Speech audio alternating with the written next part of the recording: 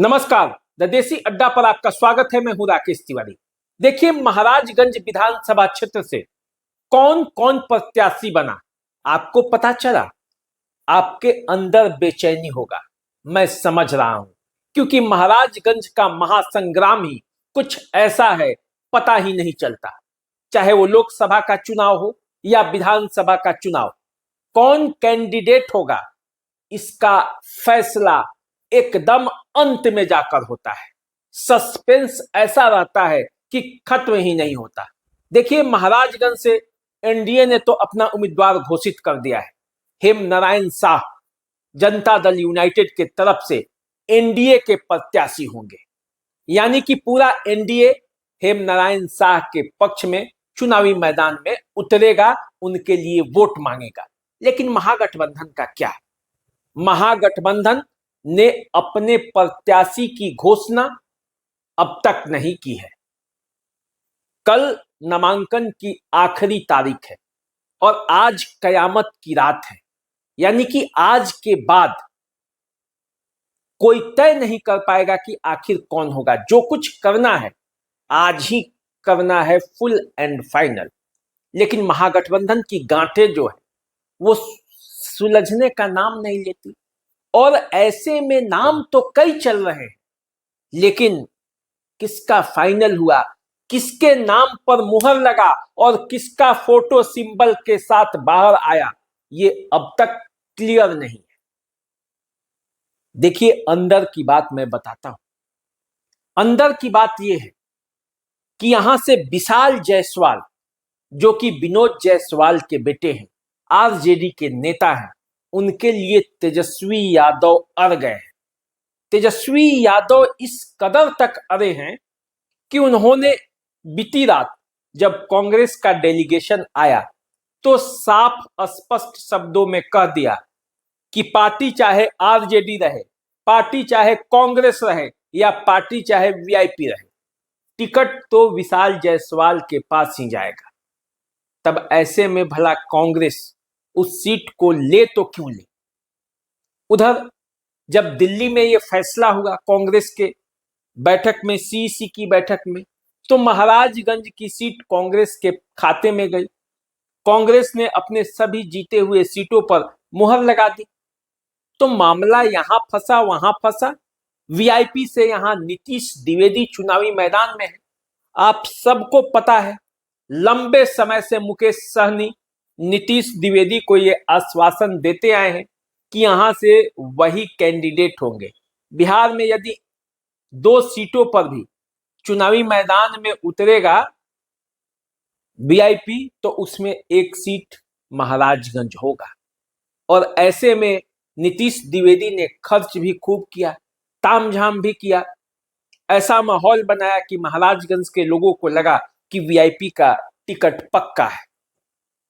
लेकिन अब जो खबर आ रही है, यदि तेजस्वी यादव अड़ गए हैं तो फिर वीआईपी के टिकट का क्या होगा? क्या नीतीश द्विवेदी निर्दलीय प्रत्याशी के तौर पर चुनावी मैदान में उतरेंगे, या यहां फ्रेंडली फाइट होगा? यह भी सवाल है। लेकिन अब से कुछ देर बाद मुकेश सहनी का प्रेस कॉन्फ्रेंस है, वीडियो बनाने के बाद। तो वीडियो बनाने तक मुकेश सहनी ने यह फैसला नहीं किया है कि वो महागठबंधन में रहेंगे या महागठबंधन में छोड़ देंगे, क्योंकि आज दिन के दोपहर से वो बैठे हुए हैं। अब आएगा खबर, तब आएगा खबर। प्रेस कॉन्फ्रेंस का समय बढ़ते जा रहा है। दिल्ली से कहा जा रहा है कि कांग्रेस के नेता मध्यस्थता कर रहे हैं, बड़े नेता। तो ऐसे में महाराजगंज का क्या होगा? और महाराजगंज के लोग बैठे हुए हैं, अपने अपने सूत्रों के हिसाब से जानकारी ले रहे हैं, आखिर महाराजगंज का क्या होगा। सभी सीटें तो फाइनल हो गई। लोजपा ने मरहौरा सीट भी फाइनल कर दिया, जिस पर संशय था पूरे प्रमंडल में कि आखिर लोजपा इसे किसे देगी। तो फाइनल हो गया। वो सीट भोजपुरी की जानी मानी अभिनेत्री सीमा सिंह को गया है। डांसिंग क्वीन के रूप में उन्हें जानते हैं लोग। तो सीमा सिंह मरहौरा से उतर चुकी हैं। लेकिन महाराजगंज से कौन उतरेगा, जब कल नामांकन की अंतिम तिथि है, ये सबसे बड़ा सवाल है। पता तो ये भी लगा कि विजय शंकर दुबे भी सक्रिय हो गए थे और उन्होंने कांग्रेस में अपनी बात फिट कर ली थी। लेकिन अब तेजस्वी यादव उनके राह में सबसे बड़े रोड़े साबित हो रहे हैं। तो अंदर अभी क्या चल रहा है, जब तक आधिकारिक घोषणा नहीं होगी कुछ स्पष्ट रूप से कहा नहीं जा सकता, क्योंकि बातें अब इतनी हो गई है कि वो सर से ऊपर पानी चला गया है। नेताओं ने इस तरह से इस चुनाव को मजाक बना दिया है कि अब जो पत्रकार हैं या जो खबर दे रहे हैं उनको भी अपने सूत्रों पर विश्वास नहीं रह गया, क्योंकि कब क्या हो रहा है, कब कौन बात करेगा।